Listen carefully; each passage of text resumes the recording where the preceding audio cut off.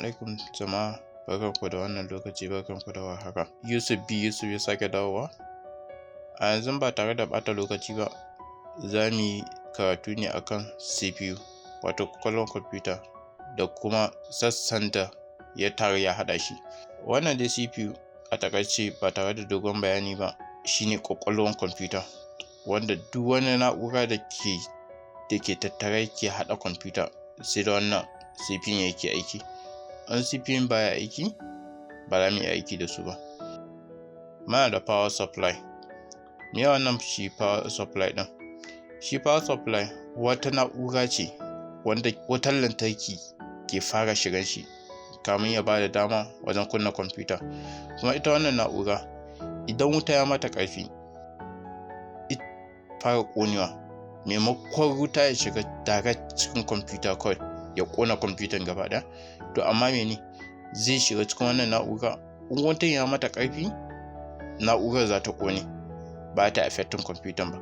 In kuma wutan bai kai mata abin da take so ba, to ita kuma za ta ƙi ba kwamfutan dama ta kunna. Shi wannan power supply ɗin kenan. Akwai kuma power button. Shi wannan power button ɗin, shi kawai amfanin shi ka danna ya kunna ma, ko kuma ka matse shi ya kashe ma. Muna da CD-ROM. Shi wannan CD-ROM ɗin, shi amfanin shi ya baka dama ka karanta saƙon da ke cikin CD zuwa kwamfutanka, illa ko ka ɗauka ko ka karanta ko ka kalla. To kuma shi wannan CD-ROM ɗin ya kasu zuwa gida biyu. Akwai CD, akwai DVD. Akwai motherboard.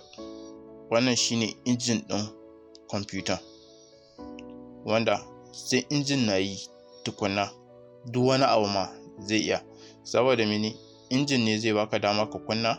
Kamar misali, in babu inji misali, ko da kana da tayoyi, kana da glass, kana da komai, kana da bodin mota, ai mota ba ta ba, to tamkar haka kwamfuta take tare da injin ɗinta. In babu injin ba ka iya komai da shi ba. CPU, wato Central Processing Unit. Shi wannan Central Processing Unit ɗin shine asalin ƙwaƙwalwar kwamfuta. Kuma shi wannan Central Processing Unit ɗin idan yana aiki, zafi yake. So kuma idan yayi zafi ɗaukewa zai.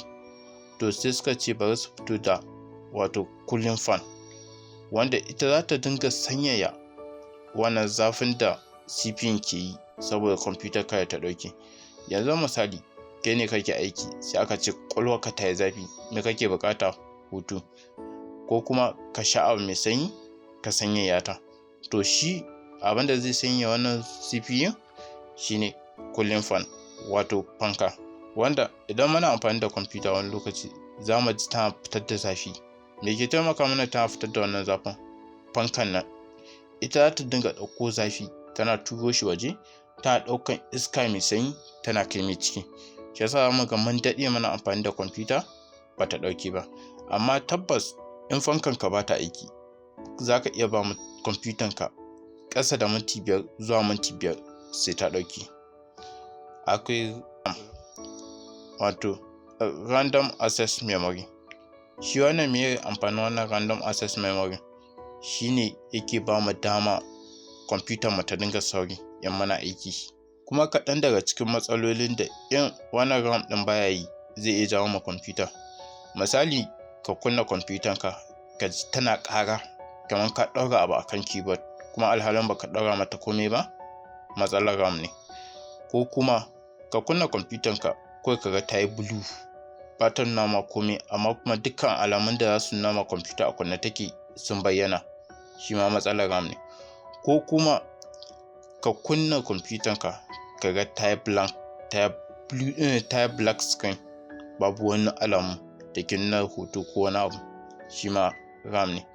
So jama'a, za mu kwana a nan wajen. Shiri na gaba za mu kawo muku sauran sassan da ke cikin CPU. Mun gode.